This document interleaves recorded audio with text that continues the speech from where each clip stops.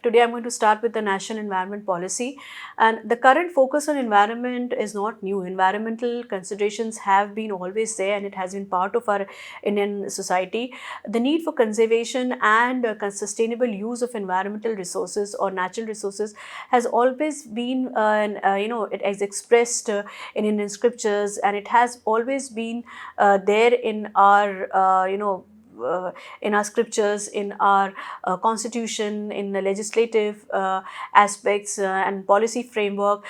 So the concern for environmental preservation and sustainable usage of our resources had given utmost priority in the most recent years, but the focus on maintaining and utilizing the resources effectively and efficiently has always been a major concern.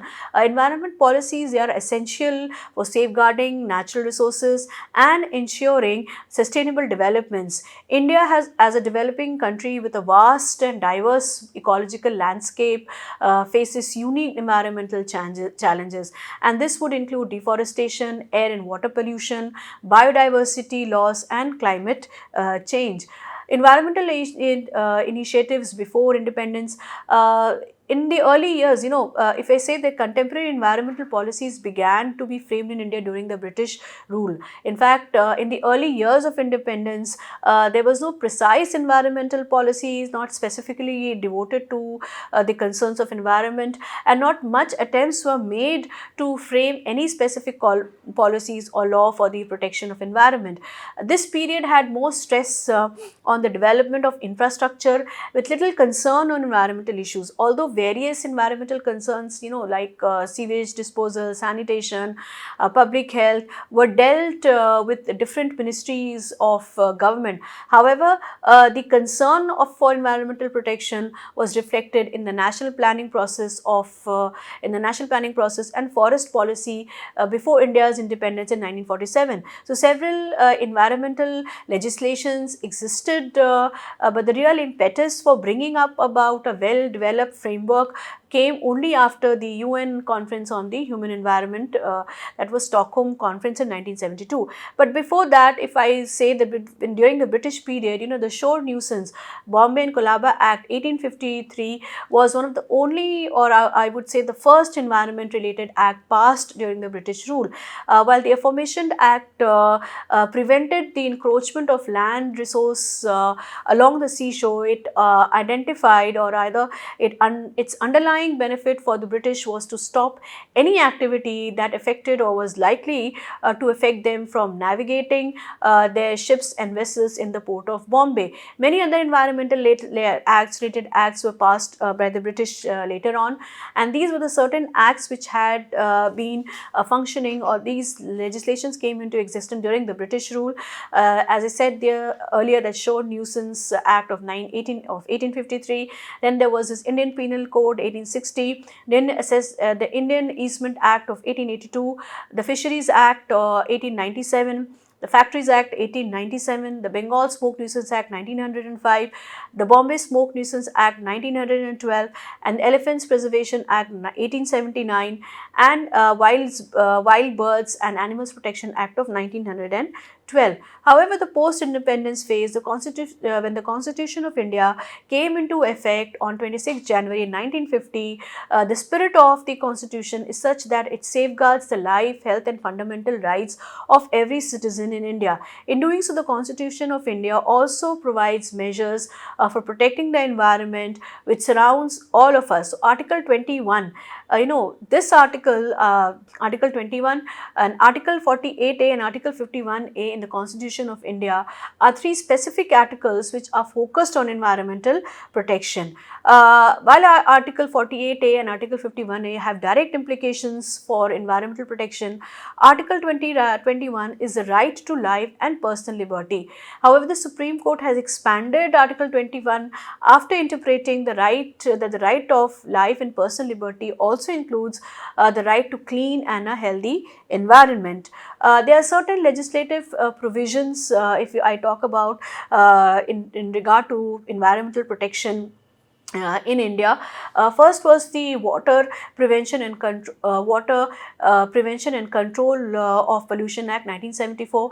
This act represented India's first attempt to comprehensively deal with environmental issues, and the act prohibits the discharge of pollutants into water bodies beyond a given standard, and it lays down penalties for doing so or for non-compliance. So the act was amended in 1988 to conform closely to the provisions of the EPA Environmental Protection Act of 1986.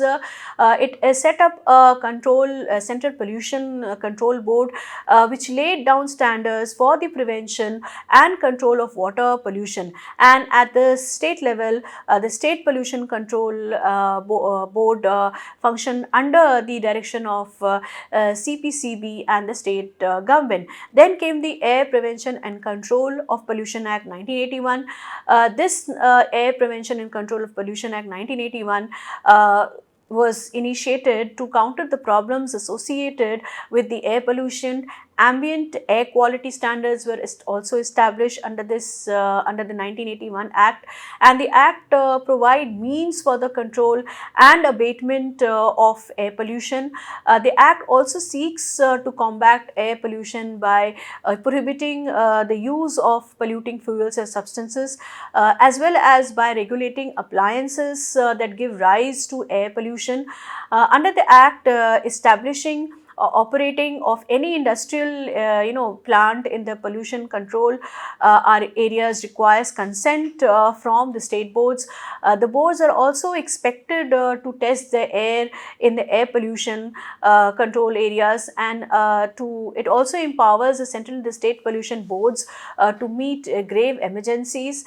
However, the Air Prevention and Control of Pollution Amendment Act 1987 was enacted, and the boards were authorized to take immediate measures to tackle such emergencies and recover the expenses incurred from the offender. So the power to cancel consent for non-fulfillment of the conditions prescribed has also been emphasized by the Air Amendment Act. So complementing the Above Act, Water and Air Pollution and Control Act, there was the Atomic Energy Act of 1982, which was introduced to deal with the radioactive waste, and in 1998 there was this Motor Vehicle Act was enacted to regulate vehicular traffic, besides ensuring proper packaging, labeling and transportation of the hazardous waste. So various aspects of the legal and regulatory framework vehicular pollution has also been defined under the EPA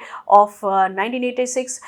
Then mass emission standards were also notified in 1990, which were made more stringent in 1996. So in 2000 these standards were revised yet again, and for the first time separate obligations for vehicle owners, manufacturers and enforcing agencies were stipulated.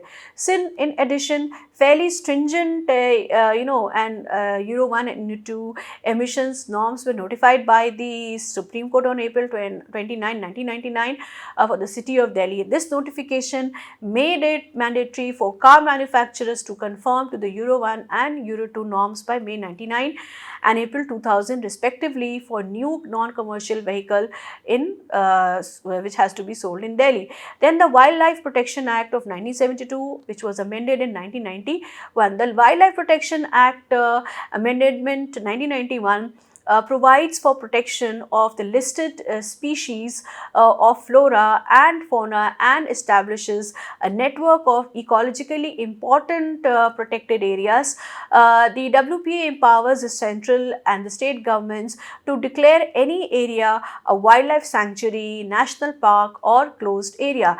There is a blanket ban on carrying out at any industrial activity inside these protected areas, and it provides for authorities to administer and implement the act. So implement the act to regulate to regulate the hunting of wild animals, protect specified plants, sanctuaries, national parks and closed areas, restrict trade or commerce in wild animals or animal articles, and miscellaneous matters. The Act also prohibits hunting of animals except with the permission of authorized officer when an animal has become dangerous to human life or property, or so disabled or diseased as to be beyond recovery. So the near total prohibition on hunting was made more effectively by the Amendment Act of 1991.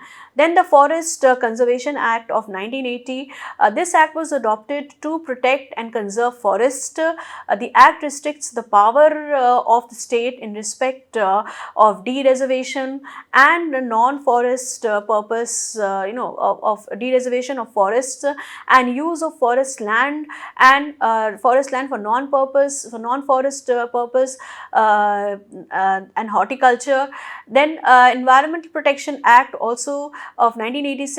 This act is an umbrella legislation which is an important legislation and has provided a framework for the coordination of central as well as state authorities established under the Water Prevention and Control Act of 1974 and Air Prevention and Control of 1981. Under this act, the central government under this act, the central government is empowered to take measures necessary to protect and improve the quality of environment by setting standards of emissions and discharge, regulating the location of industries, management of hazardous wastes, and protection of public health and welfare.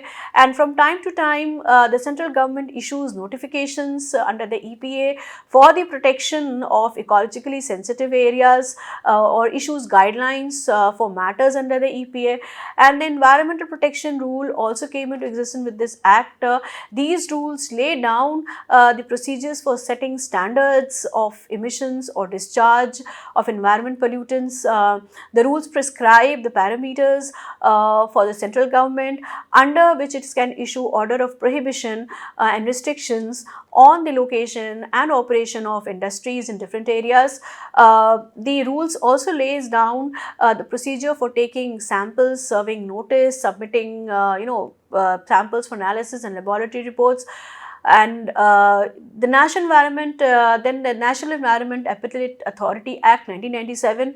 This act provided for the establishment of a National Environment Appellate Authority to hear appeals with respect to restriction of areas in which any industry operation or process or class of industries, operations or process could not carry out or would be allowed to carry out subject to certain safeguards under the Environment Protection Act of 1986. There are several other legislations that are directly or indirectly deal with hazardous waste and the relevant legislations are the Factories Act of 1948, the Public Liability Insurance Act of 1991, the National Environment Tribunal Act 1995 and some other notifications under the Environmental Protection Act of 1986. Under the EPA 1986, the MOEF has issued several notifications to tackle the problem of hazardous waste management. These include hazardous waste management and handling rules of 1989, which brought out a guide for manufacture, storage and import of hazardous chemicals and for the management of hazardous wastes. Biomedical waste management and handling rules 1998 were formulated along parallel lines for proper disposal, segregation, transportation, etc. of infectious wastes. Then municipal wastes management and handling rules of 2000, whose aim was to enable municipalities to dispose municipal solid waste in a scientific manner. And then hazardous waste management and handling amendment rules 2000, a recent notification issued with the view to providing guidelines for the import and export of hazardous waste in the country. However, there had been certain international agreements on environmental issues, and India, being a signatory or number to a number of multilateral environment agreements and convention, an overview of some of the major MEAs and India's obligation are these. The Convention on International Trade is Endangered Species of Wild Fauna and Flora, 1973. The aim of CITES, or I would say the CITES, the aim of CITES is to control or prevent international commercial trade in endangered species or products derived from them. CITES does not seek to directly protect endangered species or curtail development practices that destroy their habitats.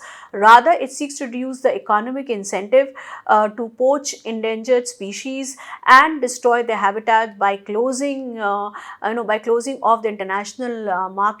India became a party to the CITES in 1976. So, international trade in all wild flora and flora in general and species covered under CITES is regulated jointly through the provisions of the Wildlife Protection Act 1972 and the Import Export Policy of Government of India and the Customs Act of 1962. Then the Montreal Protocol on substances that deplete the ozone layer, the Montreal Protocol to the Vienna Convention on substances that deplete the ozone layer came into force in 1989, and the protocol set targets for reducing the consumption and production of a range of ozone depleting substances. In a major innovation, the protocol recognized that all nations should not be treated equally. The agreement acknowledges that certain countries have contributed to ozone depletion than others. It also recognizes that a nation's obligation to reduce current emission should reflect its technological and financial ability to do so. Because of this, the agreement sets more stringent standards and accelerated phase out timetables to countries that have contributed most to ozone depletion. India acceded to this Montreal Protocol along with its London Amendment in September 1992, and the MOF has established an ozone cell and a steering committee on the Montreal Protocol to facilitate implementation of the Indian country program for phasing out ODS production by 2010. To meet India's commitment under the Montreal Protocols, the government had also taken certain policy decisions like goods required to implement ODS phase out projects funded by the multilateral funds are fully exempted from the duties. This benefit has been also extended to new investment with non-ODS technologies. Then commercial banks are prohibited from financing or refinancing investments with ODS technologies. So, the Gazette of India 19 July 2000 notified rules for the regulation of ODS phase out called the Ozone Depleting Substances Regulating and Controls Rules 2000, and they were notified under the Environment Protection Act of 1986, and these rules were further drafted by MOF following consultations with industries and related government departments. Then there was this Basel Convention on Transboundary Movement of Hazardous Waste 1989. The Basel Convention objectives were to reduce transboundary movements of hazardous waste, to minimize the creation of such wastes, and to prohibit the shipment to countries lacking the capacity to dispose then hazardous waste in an environmentally sound manner. Then India ratified this Basel Convention in 1992 shortly after it came into force, and the Indian Hazardous Waste Management Rules 1989 encompassed some of the Basel provisions related to the notification of import and export of hazardous waste, illegal traffic and liability. Then there was this UN Framework Convention on Climate Change 1992.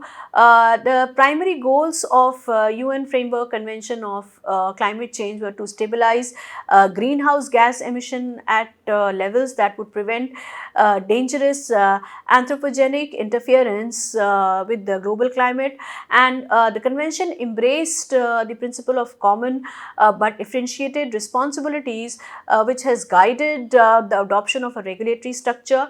India signed the agreement in June 1992.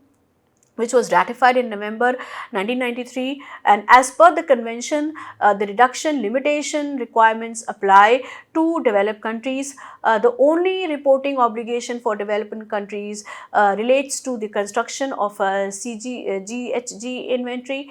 India has initiated the preparation of its first national curriculum that includes an inventory of GHG source and sinks potential vulnerability to climate change, adaptation measures and other steps being taken in the country to address climate change. Then there is Convention on Biological Diversity 1992.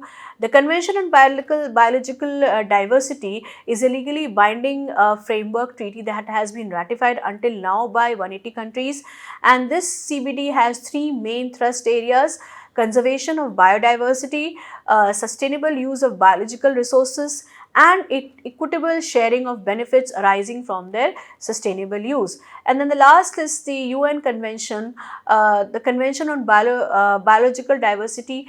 Since came into force in 1993, many biodiversity issues are addressed in the convention, including habitat preservation, intellectual property rights, bio safety, and indigenous people's right. India's initiative under the convention are detailed in the they are related in the biodiversity, and India had also ratified this, and this include the promulgation of the Wildlife Protection Act of 1972, amended in 1991, and the participation in several international conventions such as CITES, UN, and such as CITES. Then there is UN Convention on Desertification 1994. Delegates to the 1992 UN Conference on Environment and Development recommended establishment of an intergovernmental negotiation committee for the elaboration of an international convention to combat desertification in countries experiencing serious drought desertification. India also ratified to it in order to look into the issues of desertification. The extent of the extent of the environmental legislation network is evident from the above discussion, that but the enforcement of the laws has been a matter of concern. One commonly cited reason is coupled with this is the prevalence of all or nothing approach of the law. They do not consider the extent of violation. Fines are levied on a flat basis, and in addition, there are no incentives to lower the discharge below prescribed level. However, certain initiatives have been addressed in the recent past. The government of India came out with the policy statement for the abatement of pollution in 1992 before the Rio conference, which declared that market-based approaches would be considered in controlling pollution. It also stated that economic instruments will be investigated to encourage the shift from curative to preventive measures, internalize the cost of pollution, and conserve resources, particularly water. In 1995, in fact, the Ministry of Environment and Forest constituted a task force to evaluate market-based instruments, which strongly advocated their use for the abatement of industrial pollution. Various economic incentives have been used to supplement the command and control policies.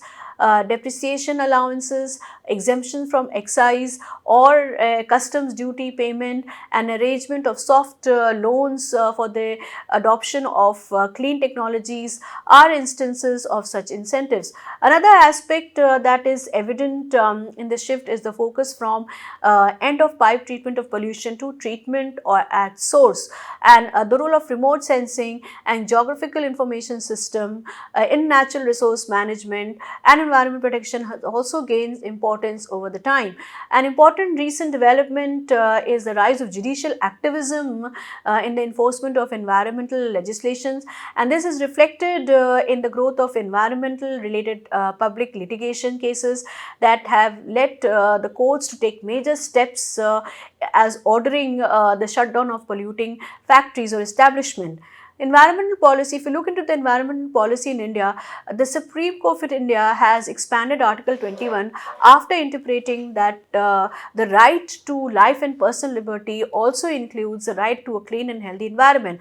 One of the first cases where this interpretation of the Supreme Court came forward was the rural litigation and entitlement Kendra and ORS versus State of UP and ORS case, which is also known as the Dehradun quarrying case, and the court maintained that Article 21 of the Constitution guaranteeing the right to life must be interpreted to include the right to live in a healthy environment with minimum disturbances of ecological balances and without avoidable hazard to the people and to the cattle, homes and agricultural lands, and undue affection to air, water and environment. So this judgment of Supreme Court, it paved a much more wider scope for creating national policies in the line of environmental protection and preservation. The Stockholm Conference of Human Environment in 1972 had emphasized a need to adopt comprehensive legislation for environmental problems endangering health and safety of people, flora and fauna. Keeping this in view, with a national committee, a national committee on environmental planning and coordination was set up with an objective to deal with the issues like appraisal of development projects, human settlement planning, and survey of different ecosystems and spread of environmental education. So, in 1980, the Government of India appointed Tiwari Committee on Environmental Issues. On its recommendations, Department of Environment was established on 1st November 1980, and as a nodal agency for environmental protection and conservation, it took measures like environmental appraisals of development projects, pollution monitoring and regulations, monitoring of air and water quality, and coordination between local, state and central governments. However, it also served as an advisory body without enforcement powers. So, in 1985, with an objective to overcome the shortcomings of environment protection, created by Ministry of Environment and Forest, comprising of 18 divisions and 2 independent units holding prime importance, that was Ganga Project Directorate and National Mission on Wasteland Development.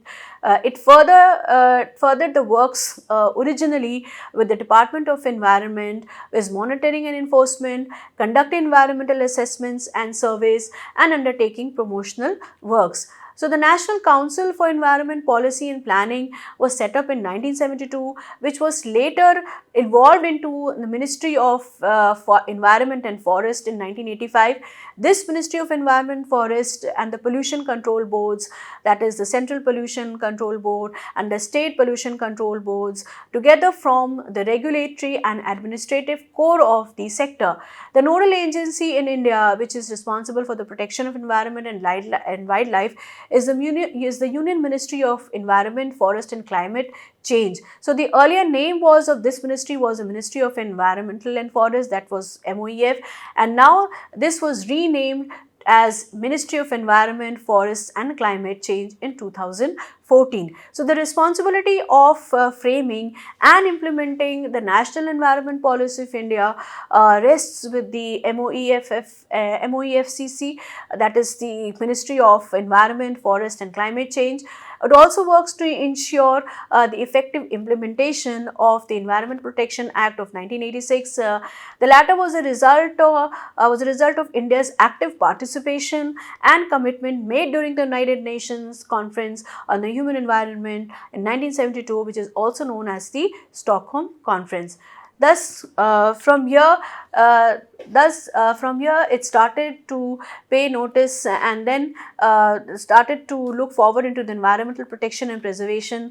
And in today's, we are just not talking about the sustainable use of resources, but also maintaining also looking to the sustainable development of the nation, along with the preservation and along with the looking into environmental concerns. With this, I end my lecture here, and in the next class, I will start with the environmental policy of 2006.